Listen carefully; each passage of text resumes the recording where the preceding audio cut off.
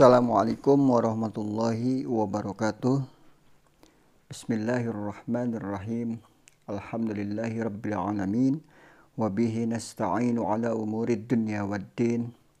Wassalatu wassalamu ala asrafil anbiya'i wal mursalin. Wa ala alihi wa ashabihi ajma'in. Qala Allahu ta'ala bil Qur'anil karim. Wa huwa asdaqul qailin. A'udzu billahi minasyaitonir rajim. Bismillahirrahmanirrahim. Aqimus shalah wa atuz zakah. Al-ayah. Allahumma shalli ala sayyidina Muhammad wa ala ali sayyidina Muhammad. Amma ba'd. Baik sahabat manisnya Hijrah Channel dimanapun Anda berada, semoga senantiasa diberikan kesehatan oleh Allah, sehat lahir dan batin, dan diberikan rizki yang berlimpah dan dijauhkan dari segala mara bahaya. Pada video kali ini, pada pertemuan kali ini, saya akan melanjutkan kajian kita tentang kitab Fathul Mu'in, yang dimana kemarin sudah melewati bab muqaddimah akhir ya.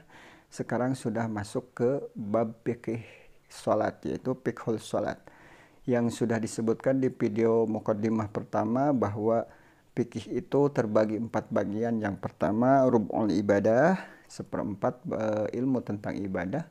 Yang kedua rub'ul muamalah, seperempat ilmu tentang jual beli, ilmu ekonomi Islam atau syariat Islam ya. Dan yang ketiga rub'un nikah, ilmu yang mempelajari tentang pernikahan. Dan yang terakhir rub'ul jinayah, ilmu fikih yang mempelajari tentang hukuman atau denda ya bagi orang-orang yang melakukan pelanggaran itu di negara-negara Arab sana begitu. Baik, untuk mempersingkat waktu kita mulai dengan mengucap Bismillahirrahmanirrahim. Qala al-musannif rahimahullahu ta'ala wa nafa'ana bihi wa bi'ulumihi. Babus sholati. Adapun ini bab menceritakan tentang sholat ya. Hiya, apa itu sholat? Syar'an, menurut syara' itu aqwalun wa af'alun makhsusatun, yaitu ucapan dan perbuatan yang dikhususkan atau ditentukan. Mubtatahatun bit takbiri, yang dibuka dengan takbiratul ihram. Mukhtatamatun bit taslimi, dan ditutup dengan salam, yakni assalamualaikum di sesudah tahiyat akhir ya. Assalamualaikum yang pertama. Nah, wasumiyat bidzalika, salat dinamakan demikian li istimaliha, itu karena mencakupnya ala sholati, kepada sholat, lugotan secara bahasa, wahia, yaitu ad-du'a, yaitu doa. Nah, jadi secara bahasa sholat itu artinya doa ya. Nah, sholat itu adalah afdalul ibadah ya. Afdalul ibadah, paling tinggi-tingginya ibadah itu adalah sholat. Bahkan di rukun Islam sesudah syahadat itu langsung sholat. Tidak zakat dulu, tidak puasa dulu, tidak haji dulu, tapi langsung sholat. Jadi sholat itu adalah ibadah paling tinggi ya. Bahkan sholat itu adalah imaduddin, tiangnya agama. Kalau kita tidak sholat berarti agamanya akan roboh karena tidak ada tiangnya. Begitu. Nah, sholat secara syara, menurut istilah atau syara, yaitu aqwalun wa af'alun mahsusatun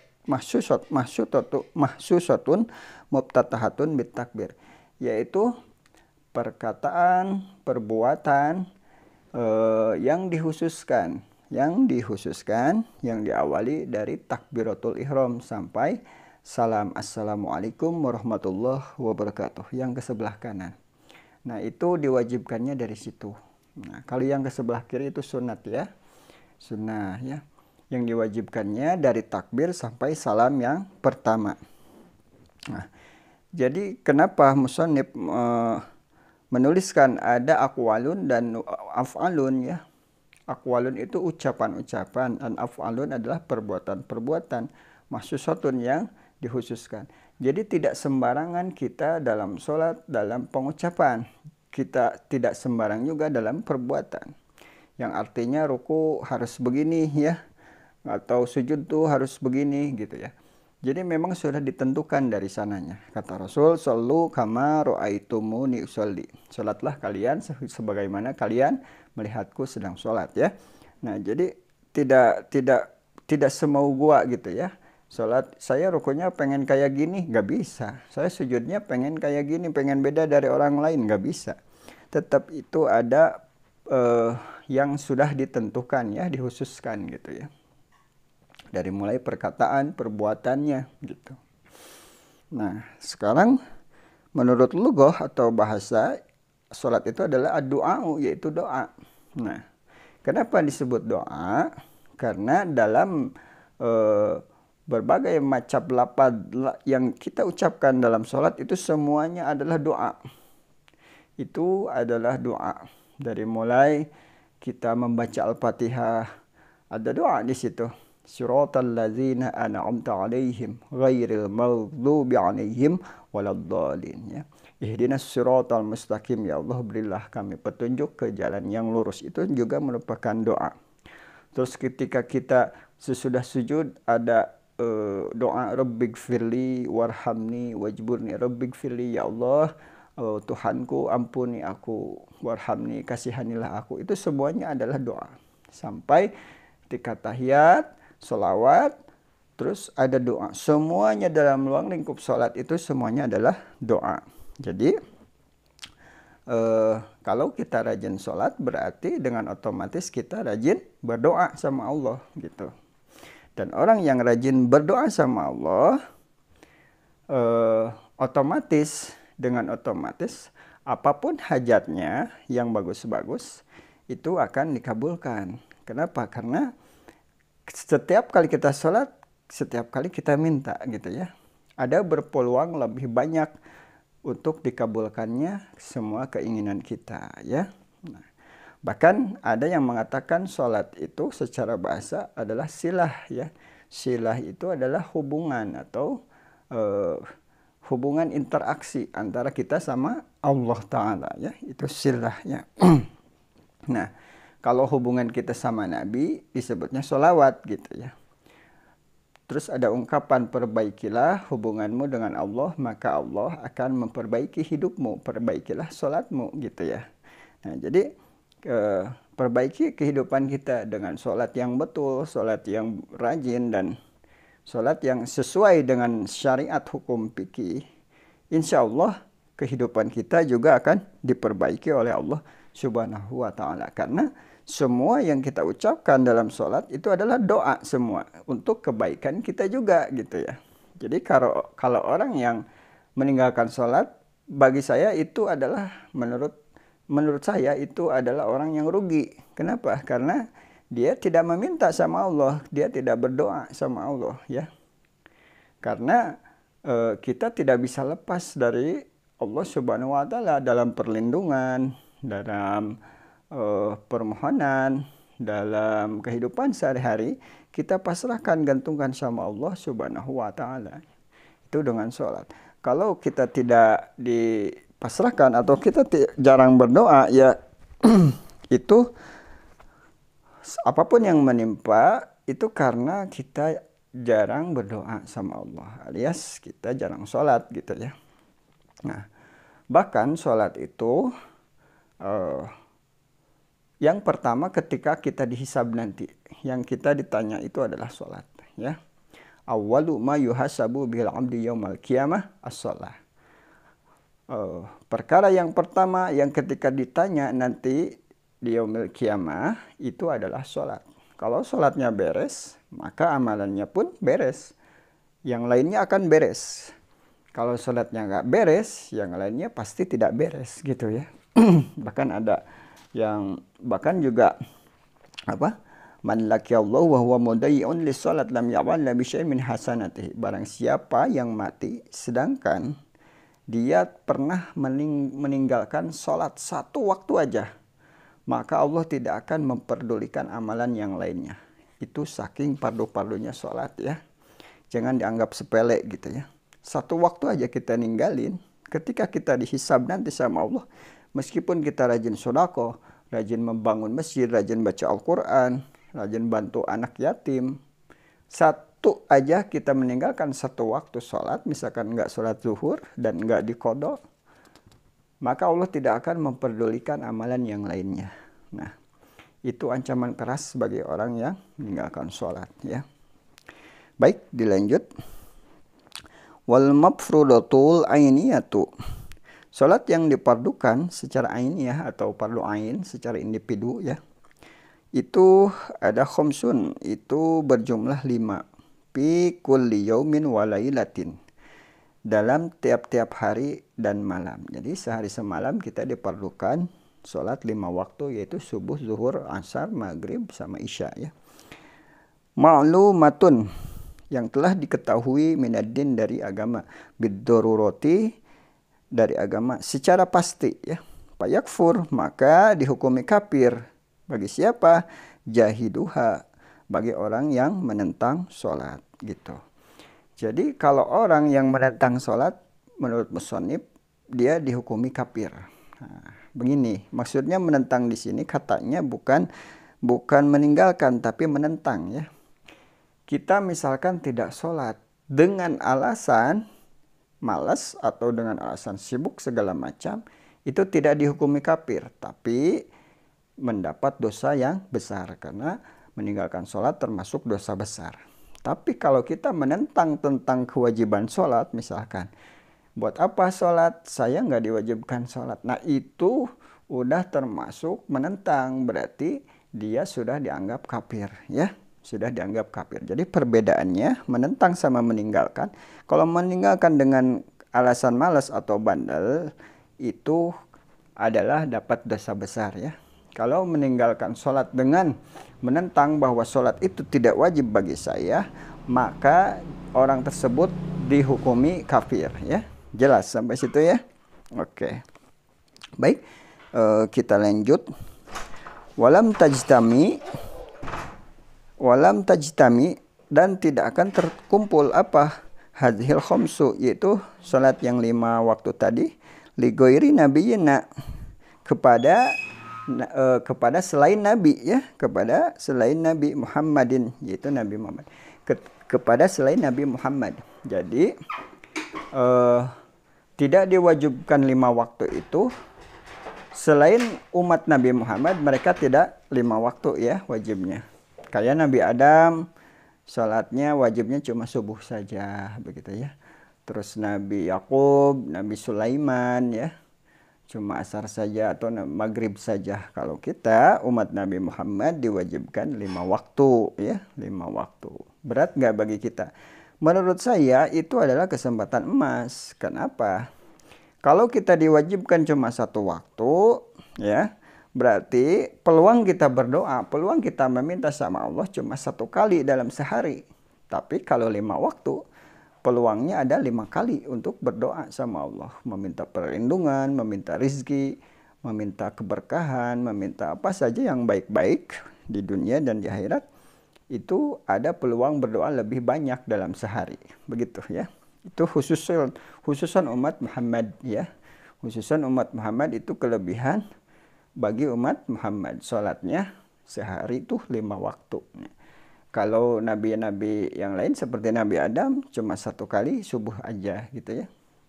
Nah, dan menurut para ulama tasawuf, kelebihan yang kedua, kita diwajibkan sholat 5 waktu. Kita kan umat Nabi Muhammad itu umurnya tuh sangat singkat ya, ada yang 60, 70, 80 lah paling tua gitu, meninggal gitu ya. Otomatis pahala kebaikannya kalau cuma diwajibkan 1 kali, pahalanya akan kalah sama umat-umat Nabi yang lain karena mereka umurnya ada yang 1000 tahun, ada yang 1200 tahun. Coba bayangkan. Umat Nabi Adam misalkan taruh si A misalkan, dia sholat dalam 1000 tahun misalkan, cuma 1 kali dalam sehari. Itu berapa pahala yang dia dapat? Tapi umat Nabi Muhammad umurnya misalkan 70 tahun atau 80 tahun sekali dalam sehari, ya pasti kalah, pahalanya sama umat Nabi Adam. Makanya diberi keuntungan kita umat Nabi Muhammad dikasih kewajiban sholat dalam 5 kali dalam sehari gitu ya. Jadi kita berlipat-lipat ganda begitu. Jadi masuk surganya duluan kita karena pahalanya lebih gede dibanding mereka gitu ya. Nah, baik kita lanjut. Wapuridot dipardukan Lailatul Isra'i, yaitu di malam Isra ya, ketika Nabi Muhammad Isra Mi'raj ya. Ba'dan nubuwati bi asyri sinina. Setelah 10 tahun kenabian ya. Setelah 10 tahun kenabian. Wasalasati ashhurin lailah. Lebih 3 bulan ya, lebih 3 bulan, 3 hari lebih 3 bulan, maksudnya lebih 3 bulan, tepatnya Sab'in wa ishrina min Rajab, tepatnya malam 27 di bulan Rajab ya. Walam tajib, dan itu tidak diwajibkan subhun yaumi tilkal lailah, salat subuh di waktu tersebut, waktu malam itu ya, waktu malam Isra, salat subuhnya itu tidak diwajibkan bagi Nabi kita. Jadi Nabi kita ketika malam Isra Mi'raj kan diwajibkan tuh sholat, buat ngelakuin sholat 5 waktu. Tapi pas subuhnya belum diwajibkan. Kenapa? Karena li'adamil ilmi bikaifatiha. Karena sebab belum diketahui tata cara ilmu atau kaifiat tentang sholat. Jadi sholat itu harus bagaimana ya Allah? Sholat itu caranya gimana? Bentuknya kayak gimana misalkan. Nah begitu. Jadi ketika subuh, Nabi belum melakukan sholat subuh. Kenapa? Karena Nabi belum tahu tata cara tentang sholat itu harus bagaimana, ruku itu bagaimana, sujud bagaimana gitu ya. Barulah malaikat Jibril mengajarkan kepada Nabi sholat itu kayak gini. Dari mulai takbiratul ihram, terus baca Fatihah, terus ruku, sujud segala macam diajarkan sama Nabi Muhammad SAW. Baru Nabi sholat di waktu zuhur ya, besoknya ya, di waktu zuhur itu pertama kali Nabi sholat ya, dan dipardukan. Nah, jadi sholat 5 waktu. Selain Nabi kita tidak diwajibkan 5 waktu ya. Kalau yang 5 waktu itu cuma umat Nabi Muhammad Shallallahu Alaihi Wasallam begitu. Nah, bagi orang yang meninggalkan sholat itu sangatlah rugi dan memang dosa besar gitu ya. Dosa besar dan jangan disepelekan. Karena man taroka sholatan homsin liman kana muta'ambidan pajazauhum jahannama khalidan fiha. Barang siapa yang meninggalkan sholat dengan sengaja, maka pajazauhum, baginya langgeng. Apa yang langgeng? Jahannam, yaitu neraka jahannam baginya ya. A'udzubillahi min dzalik ya.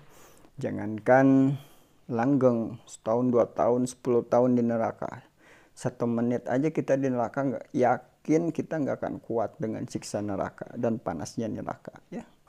Belum lagi siksanya ya, kan ada panas neraka, ada azabun jahannam ya. Makanya ada doa Allahumma ajirni minan nar wa min azabin nar. Ya Allah, lindungi kami dari panasnya neraka, wa min azabin nar, dan siksa neraka. Jadi selain panas ada siksa juga tuh di sana, siksa di neraka tuh ya. Dan orang yang meninggalkan sholat akan dia kumpulkan di neraka yang khas ya, yang memang benar-benar sholat ya, yang benar-benar bagi orang yang meninggalkan sholat, jadi dikumpulkan di sana. Itu belum cerita neraka ya. Bahkan ada mantahawana bisolah ya, barang siapa yang mengenteng-enteng tentang sholat ya, itu ada 15 perkara ya.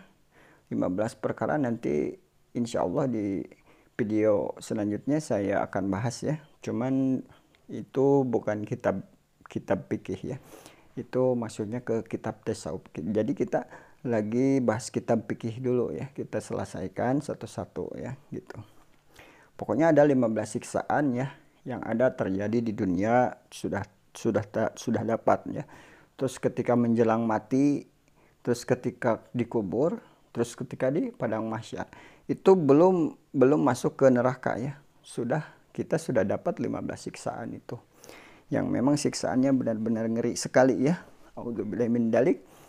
Kita harus berlindung sama Allah, minta taufik dan hidayah, pertolongan sama Allah supaya kita bisa mengistiqomahkan sholat kita, sholat wajib kita ya, agar tidak tertinggal gitu.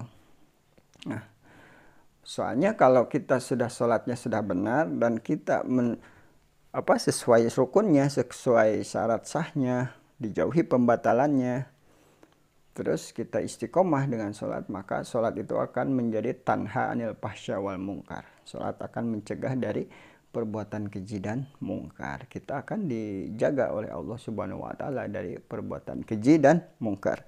Nah, kalau kita dijaga berarti Allah sayang sama kita. Allah menakdirkan kita untuk masuk ke surganya Allah. Tapi kalau Allah sudah tidak sayang sama kita, kita tidak akan dijaga oleh Allah. Kita mau maksiat, mau dosa apapun, kita tidak akan dijaga oleh Allah. Nah, kalau sudah tidak dijaga, berarti ya nasib kita di sana, a'udzubillahi min dzalik, kita masuk neraka gitu ya. Kalau dijaga berarti Allah sayang sama kita. Allah itu nggak mau kita masuk neraka, makanya dijaga dengan tidak melakukan perbuatan dosa dan maksiat ya. Nah, mungkin untuk video kali ini sampai di sini dulu. Kurang lebihnya apabila ada salah kata mohon dimaafkan, dan apabila itu ilmu adalah hakikatnya dari Allah Subhanahu wa taala melalui perantara lisan saya. Terima kasih yang sudah menonton. Wabillahi taufik wal hidayah wa inayah. Wassalamualaikum warahmatullahi wabarakatuh.